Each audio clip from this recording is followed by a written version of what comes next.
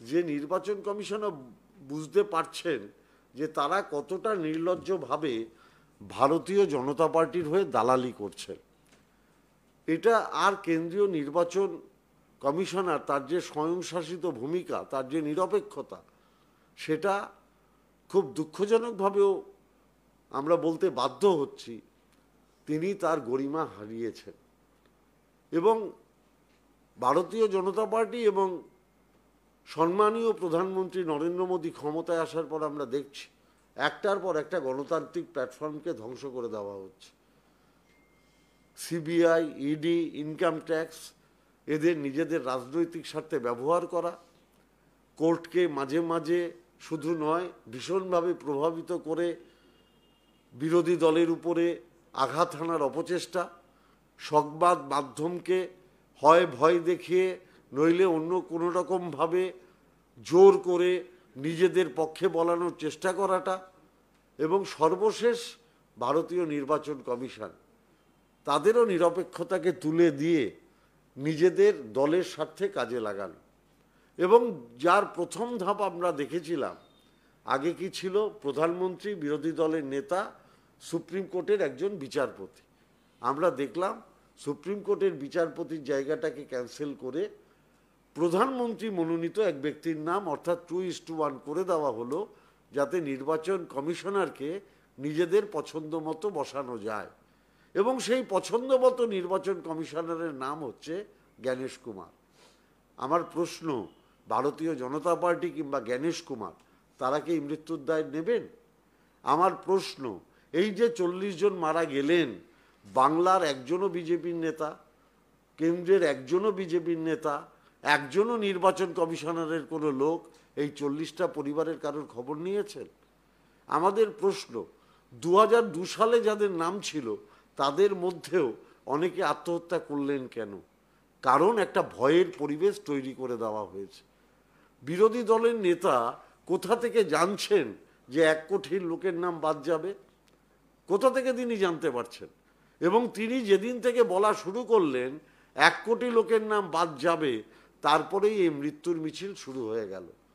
তাহলে এই মৃত্যুর দায়িত্ব জ্ঞানেশ কুমার, বিরোধী দলের নেতা কিংবা বিজেপি নেতারা নেবেন কি?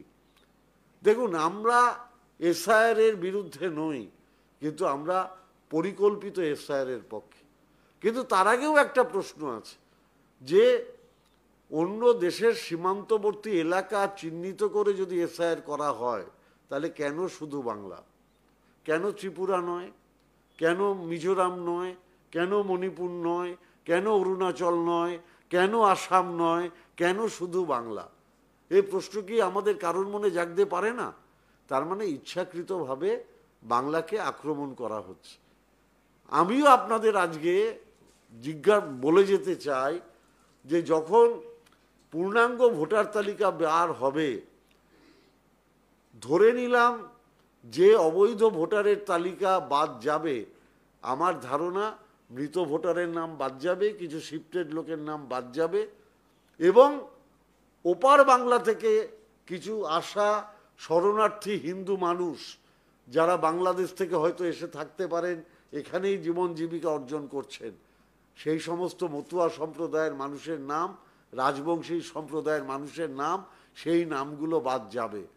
আমার জানতে ইচ্ছা করে, কিংবা আমরা নির্বাচন কমিশনকে জিজ্ঞেস করব যে যাদের নাম বাদ গেল তাদের মধ্যে স্যার কতজন রোহিঙ্গা আছে, তার সংখ্যাটা একবার দয়া করে প্রকাশ করুন। স্যার সংখ্যাটা প্রকাশ করুন, কত মতুয়া হিন্দু সমাজের নাম আপনি বাদ দিলেন। আমরা বিনীতভাবে প্রশ্ন করব, স্যার দয়া করে বাংলার মানুষকে জানান কত রাজবংশী সম্প্রদায়ের নাম আপনি বাদ দিলেন। স্যার আপনি দয়া করে জানান কত দলিত আদিবাসী মানুষের নাম বাদ দিলেন। স্যার আপনি দয়া করে জানান কত গরিব মানুষ যারা নিজেদের জীবন জীবিকা চালাতে গিয়ে তাদের এক একটা দিন ক্ষয় হয়, তাদের কাছে সব কাগজপত্র থাকে না, সেই কত অসংখ্য গরিব মানুষের নাম বাদ দিলেন। এই প্রশ্নটা তো আমরা করব। তার আগে পায়ে পা মিলিয়ে, তাদের সাথে কাঁধে কাঁধ মিলিয়ে, তাদের পাশে দাঁড়িয়ে তৃণমূল কংগ্রেস তার লড়াই চালিয়ে যাবে। আমরা মানুষের পাশে দাঁড়িয়ে লড়াই চালিয়ে যাব, ওরা বাংলার বিরুদ্ধে ষড়যন্ত্র করে যাবে। বাংলাকে ওরা চতুর্দিক থেকে বঞ্চিত করছে। আমি শুনলাম বিজেপির নেতা বলছেন যে 1 বছরের জন্য রাষ্ট্রপতি শাসন জারি করতে হবে। আমার অবাক লাগে, আমার হাসি পায়। নভেম্বর মাস থেকে এসআইআর প্রক্রিয়া চালু করেছে, মানে বিএলওরা, এসডিও, ডিএম সব নির্বাচন কমিশনের আন্ডারে। মানুষের রায়ে মে মাস অবধি আমরা নির্বাচিত সরকার, অথচ এখন ডিএম, এসডিও, বিএলও সব পরিচালিত হচ্ছে নির্বাচন কমিশনারের দ্বারা। উন্নয়নের কাজ বাধাপ্রাপ্ত হচ্ছে, কারণ ভোটার লিস্টের কাজে ডিএম, এসডিও, বিডিও সব জড়িত হয়ে রয়েছে এবং তারা উন্নয়নের কাজে মাথা দিতে পারছেন না, কারণ তাদের উপর নির্বাচন কমিশনের এত চাপ আছে। তাহলে নভেম্বর থেকে মে, এমনিই তো 6 মাস চলে গেল।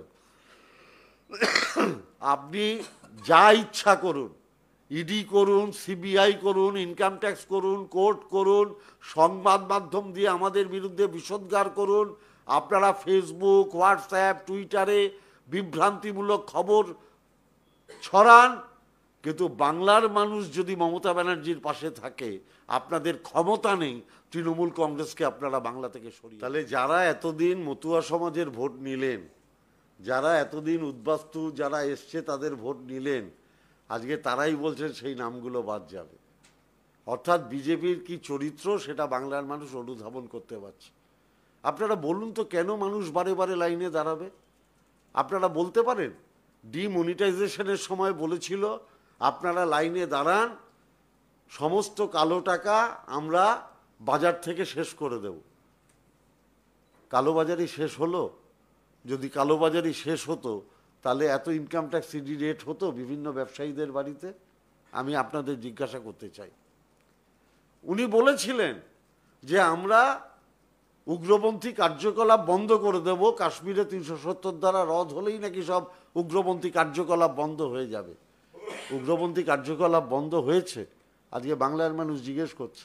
যদি উগ্রপন্থী কার্যকলাপ বন্ধ হয়ে থাকে তাহলে পাহেলগাঁওয়ে আমার বোনের সিঁদুর কেন মুছে গেল? এই প্রশ্ন তো বাংলার মানুষ করছে। বাংলার মানুষ প্রশ্ন করছে এসআইআর ফলে ইতিমধ্যেই আমার বাংলায় 40 জন মানুষ মারা গেল কেন? যিনি উগ্রপন্থা ধ্বংস করতে পারেননি, যিনি কালোবাজারি ধ্বংস করতে পারেননি, তিনি কিভাবে বলছেন যে অবৈধ ভোটারদের নাম বাদ দিয়ে আমি বৈধ ভোটার তালিকা প্রকাশ করব? আর ভোটার তালিকাটা যদি অবৈধ হয়, মাননীয় সম্মানীয় প্রধানমন্ত্রী, আপনি কিছু মনে করবেন না, আপনি তাহলে তো সেই অবৈধ ভোটারদের দ্বারাই নির্বাচিত প্রধানমন্ত্রী। তারপরে আপনি কি করে প্রধানমন্ত্রীর পদে বসে আছেন? তাহলে তো আপনার পদত্যাগ করা উচিত, কারণ আপনি অবৈধ ভোটারদের দ্বারা নির্বাচিত প্রধানমন্ত্রী। আপনি পদত্যাগ করুন, সমস্ত সাংসদদের পদত্যাগ করতে বলুন, আমরা তৃণমূল কংগ্রেসের পক্ষ থেকে পদত্যাগ করতে রাজি আছি। তারপরে সারা ভারতবর্ষে একসঙ্গে রাষ্ট্রপতি শাসন জারি করে, আপনারা তো বলেন মাঝে মাঝে, তো আপনারা এসআইআর প্রক্রিয়া চালু করে দিন না, তারপরে ভোট হোক, আমরা দেখি কে ক্ষমতায় আসে। স্পেসিফিক 5টা প্রশ্ন অভিষেক বন্দ্যোপাধ্যায় করেছিলেন, তার উত্তর কেন্দ্রীয় নির্বাচন কমিশন দিতে পারেনি।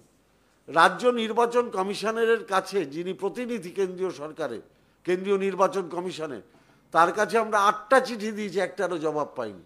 আপনারা কল্পনা করতে পারেন একটা রাজনৈতিক দল 8খানা চিঠি দিচ্ছে, তার কোনো প্রত্যুত্তর নেই? তাহলে কিভাবে চলছে? বিজেপি এজেন্ট খুঁজে পাচ্ছে না। যখন এজেন্ট খুঁজে পাচ্ছে না, তখন নির্বাচন কমিশন বলে দিল বিধানসভার যে কোনো জায়গায় থাকলে এজেন্ট হতে পারবে, বিএলও 2 হতে পারবে। অর্থাৎ বিজেপি যা যা বলছে সেই মতো নির্বাচন কমিশন পরিচালিত হচ্ছে। এবং আমি দৃঢ়ভাবে বিশ্বাস করি, এই যে বিজেপির নেতারা এটা বলছেন, মানে বিজেপি নেতারা বিধানসভা ভিত্তিক কোনো তালিকা নির্বাচন কমিশনের কাছে জমা দিচ্ছেন যে এতগুলো নাম বাদ দিয়ে দেওয়া হোক, এবং এটাও দেখবেন পরবর্তীকালে প্রকাশ্যে আসবে আসবে আসবে। আমি কনফার্ম, নইলে এত শিওর হয়ে কি করে বলে যে 1 কোটি নাম বাদ যাবে? তার মানে বিধানসভা ভিত্তিক ওরা কোনো তালিকা ওরা নির্বাচন কমিশনের কাছে জমা দিচ্ছে, যাতে যারা বিজেপি বিরোধী মানুষ, যারা মমতা ব্যানার্জির পক্ষের মানুষ, তাদের নামের তালিকা শুভেন্দু অধিকারীরা জমা দিচ্ছে, আমি নিশ্চিতভাবে এটা বলতে পারি।